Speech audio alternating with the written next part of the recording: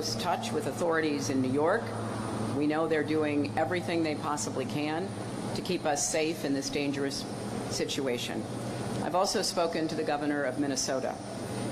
Like all Americans, my thoughts are with those who were wounded, their families, and our brave first responders.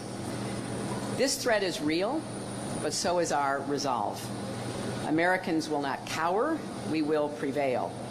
We will defend our country, and we will defeat the evil, twisted ideology of the terrorists. I'm the only candidate in this race who has been part of the hard decisions to take terrorists off the battlefield. And I've laid out a comprehensive plan to meet the evolving nature of this threat and take the fight to ISIS everywhere they threaten us, including online. I'm grateful to have support and advice from a wide range of bipartisan national security leaders who've worked with both Democratic and Republican presidents. When we met together earlier this month in New York, one of the points they emphasized was the need to support state and local law enforcement who act as our first line of defense, making sure they have the resources, the training, and intelligence they need to effectively prevent and respond to terror attacks. And this weekend's events underscored how important that is. We should also launch an intelligence surge to help identify and thwart attacks before they can be carried out. We need to work more closely with Silicon Valley and other partners to counter terrorist propaganda and recruitment efforts online. And it is crucial that we continue to build up trust between law enforcement and Muslim American communities. In the Middle East, we have to smash ISIS's strongholds with an accelerated coalition air campaign, more support for Arab and Kurdish forces on the ground, and intense diplomatic efforts in Syria, Iraq, and across the region. Working closely with our allies and partners to keep us safe must be the top priority for our next Commander-in-Chief. Later today, I'll discuss the threat from terrorism with President Sisi of Egypt and other world leaders. Most of all, I want to say this to my fellow Americans. Let us be vigilant, but not afraid. We have faced threats before. If you see something or you hear something, report it immediately to local law enforcement authorities. I know we will meet this new danger with the same courage and vigilance. We choose resolve, not fear.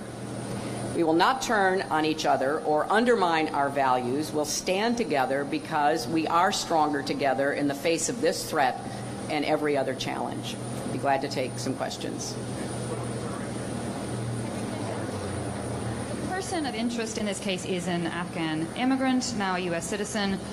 What do you say to voters who may see this as a reason to consider supporting Trump's approach to terror and immigration? Well, it is true that a suspect of interest has been identified, and we need to do everything we can to support law enforcement as they track him down to determine what role, if any, he played in these events.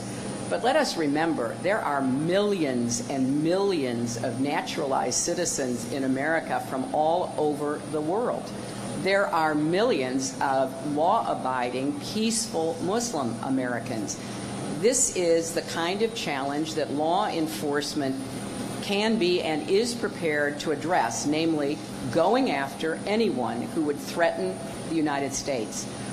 So I am absolutely in favor of and have long been an advocate for tough vetting, for making sure that we don't let people into this country, and not just people who come here to settle, but we need a better visa system. Let's remember what happened on 9/11. These were not refugees who got into airplanes and attacked our city and our country.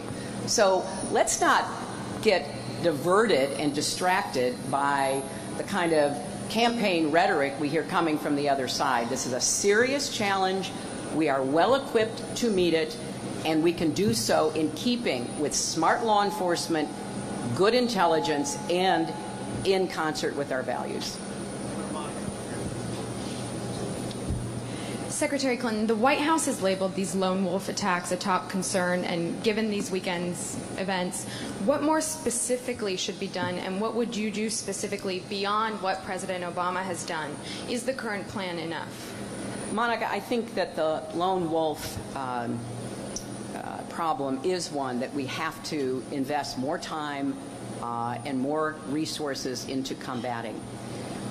When I met with the distinguished group of national security experts, as I said, both Democratic and Republican administration experiences, they made a very strong point that the recruitment and radicalization that goes on online has to be much more vigorously intercepted and prevented. I have been saying this for quite some time, and I believe it's an important part of our strategy. The other point they made is that the recruiters for ISIS and these other terrorist groups look for people who online demonstrate the mental profile, the level of paranoia, the level of delusion, the level of disappointment that then is exploited by quite able terrorist recruiters. So we've got to do a much more intensive effort, and that's why I mentioned Silicon Valley in my remarks, not only to take down terrorist propaganda, but to do everything we can to intercept and prevent radicalization and recruitment. And I think we are at the beginning of that, but there's much more we need to do, and the government cannot do this without the close participation of tech companies and experts online who can give us the tools and lead us to those who are attempting to promote attacks like we've seen. Hi. Hey, Jennifer. Are you concerned that this weekend's attacks or potential incidents in the coming weeks might be an attempt by ISIS or ISIS sympathizers or really any other group, maybe the Russians, to influence the presidential race in some way and presumably try to drive votes to Donald Trump, who is, as you've said before, widely seen as perhaps being somebody who they would be more willing to or see as an easier person to be against? Well, Jennifer, I don't want to speculate, but here's what we know. And I think it's important for voters to hear this and weigh it in making their choice in November. We know that a lot of the rhetoric we've heard from Donald Trump has been seized on by terrorists, in particular ISIS, because they are looking to make this into a war against Islam. Rather than a war against jihadists, violent terrorists, people who number in the maybe tens of thousands, not the tens of millions, they want to use that to recruit more fighters to their cause by turning it into a religious conflict. That's why I've been very clear. We're going after the bad guys, and we're going to get them. But we're not going to go after an entire religion and give ISIS exactly what it's wanting in order for them to enhance their position. Secondly, we know that Donald Trump's comments have been used online for recruitment of terrorists. We've heard that from former CIA Director Michael Hayden, who made it a very clear point when he said Donald Trump is being used as a recruiting sergeant for the terrorists. We also know from the former head of our counterterrorism center, Matt Olson, that the kinds of rhetoric and language that Mr. Trump has used is giving aid and comfort to our adversaries. Now, look, as I said in my remarks, I'm the only candidate in this race who's been part of the hard decisions to take terrorists off the battlefield. What does that mean? I was part of the national security team that worked with President Obama to develop strategies to fight the terrorists. Sometimes that involved direct kinetic action. Sometimes that involved working with allies and partners. Sometimes that involved capture. I won't get into classified information, but I have sat at that table in the Situation Room. I've analyzed the threats. I've contributed to actions that have neutralized our enemies. I know how to do this, and I understand how we don't want this to get even bigger than it already is. So we're going to stay focused on what will work and how we deploy a strategy that will protect America, work with our allies and partners to take ISIS down, and have a strong counter-terrorism effort online in order to try to defeat the ideology that stands behind these terrorist attacks. Secretary Clinton, as you know, Donald Trump has had a lot to say about your record on this issue over the weekend. Here's one example. Under the leadership of Obama and Clinton, Americans have experienced more attacks at home than victories abroad. Time to change the playbook. What's your reaction to that characterization? Well, it's like so much else he says. It's not grounded in fact. It's meant to make some kind of demagogic point. And the facts are pretty clear that we still have challenges. That's what I have been talking about throughout this campaign.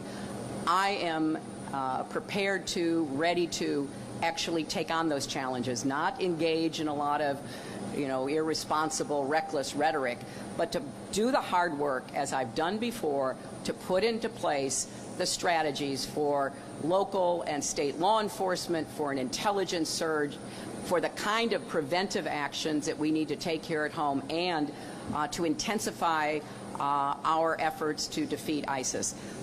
You don't hear a plan from him. He keeps saying he has a secret plan. Well, the secret is he has no plan. So let's focus on what we really can do, and what I've laid out is a path forward that will keep us safer, protect our country, and go after the terrorists to finally destroy them. So, thank you.